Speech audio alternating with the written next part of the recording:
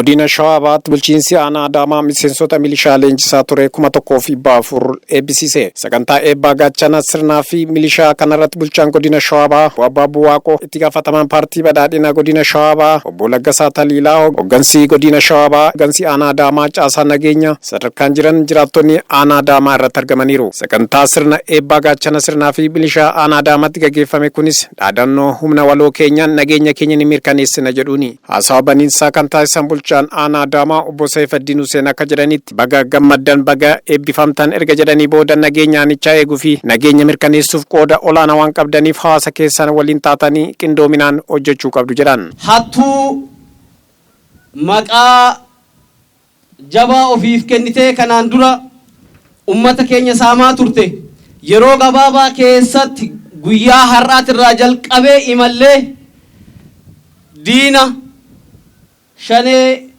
aanaa keenya keessaa baasnee hattuuwwan gandoota akka Boqojjii Dawwaaroo fi Gadamsa keessa socho'an qulqulleessitanii aanaa keenya qulqulluu goonee akka dabarsinu abdiin qaba. Milishaan keenya gahumsa gahaa meeshaa waraanaa amma harkatti qabnu dabalatan mootuu itti dabalanneetiniin wanti qophii jalqabne jira. Kanaaf isinis haamileen isin keessa jiru gaariidha. Jabaadha jechuun barbaada. Bulchaan bulchiinsaa godina Shawabaa Obbo Abbaa Buwaaqoo ergaa dabarsanii akka jedhanitti nageenyi sadarkaa gandaa kaasee iddoo hundatti akka dhufuuf xiyyeeffannaan hojjetamaa jiraachuu ibsuun fayyadamummaa hawaasaa mirkaneessuuf ammoo misooma garaagaraa irraa hawaasni akka fayyadamuuf nageenya irratti hojjechuu qabdan milishaan keenyas kana akka mirkaneessu abdii guddaa isinirraa qabna jedhan. Nageenya ganda tokko mirkaneessuudhaaf gaheen milishaa keenya baay'ee guddaadha. Milishaa ilaalchaan qulqullaa'e, milishaa nageenyaaf dhaabbate, milishaa ummataaf dhaabbate, milishaa ummanni ganda kanaa naabdatee rafee bula, naabdateetti daa'ima isaa mana barnootaa erga, naabdateetti facaafata, naabdateetti daldalataa. Milishaa jedhu ijaaruu dandeenya taanaan wabii ummataan taana, wabii gandaan taana. Milishaan gara biraatiin ilaalchaan gahoomu qofaa miti, qaamaanis leenji'ee gahoome, hidhannoodhaanis gahoomee gurmaa'ee taanaan kaayyoo barbaanneef san galmaan gahuu hin dandeenye. Kana malees jedhan Obbo Abaabuun milishaan leenjii hidhannoo addaa leenji'een seeraan alummaa ittisuu, diina uummata saamtuu fi hattuu to'achuun seeratti dhiyeessuu, naamusa gaariin hawaasa isaa haqummaan imaanaa fi karaa itti gaafatamummaa qabuun waadaa galtaniin gaachana uummataa taatanii dirqama keessan karaa of eeggannoo qabuun ba'uu qabdu jedhan. Hattuun akkasii kuni naamusaanillee fudhatama uummata biratti qabduunis beekumsaanis gahumsaanis milishaa keenya olii miti. Milishaa keenya hin caaltu. Kanaaf wanti gahumsaan beekumsaan waa hundaan nu hin caal, naamusa isin qabdanis hin caal, uummata keenya irra dhoowwuu hin qabdu. Eenyu akka taateen beektu. Nama sadii isaa taatu nama shan gurmooftee waan deemtuuf isin qorti. Isin garuu gurmooftanii hin deemtan. Isin garuu odeeffannoo waliin kennitan.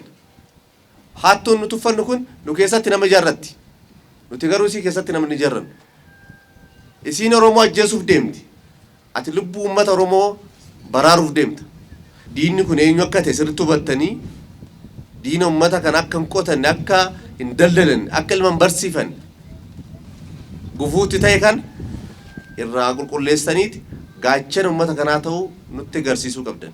Itti gaafatamaan nagayaa fi milishaa aanaa Adaamaa Obbo Anwaar Yooyyaa eebeessiif yaada kennanitti nageenyi bu'uura waan hundaa ta'uu hubachuun aanichatti nageenya amansiisaa waaraa fi fufiinsa qabu mirkaneessuuf miseensota milishaa fi gaachana sirnaa 1,400 ta'an eebbisiisuu gara hojiitti kan bobba'an ta'uu ibsan. Caasaan amma leenjii kun leenjii asirraa fudhate kanaan gadi bu'ee ganda isaa qulqulleessuu akka qabu, seerrisiisaa qulqulleessuu akka qabu, diinaa fi ganda akka uummata adda baasuu qabu, diina karaas nagayaatiin galuu qabu nagaan akka galchu, kan tarkaanfii fudhatamuun barbaadu tarkaanfii akka fudhatu, kanaaf gahumsinee jirra jechuudha milishaa keenya. Kaayoo milishaan keenya itti leenjifne kanaaf. Eebbifamtoonni milishaa fi gaachana sirnaa tokko tokkos eebeessiif yaada kennaniin akka jedhanitti eebbifamuu isaaniitti guddaa gammaduu isaanii ibsuun olaantummaa seeraa kabachiisuu fi hawaasa isaanii naamusaan tajaajiluuf kutannoo qabaachuu ibsan. Milishaa irraa haan eegamu leenjii gaafii daganaa immoo bilchina sammuu biyya teenya tan oonyu irratti hanganna of duraaf oonyuudhaaf ta'a dhaloota keenyaaf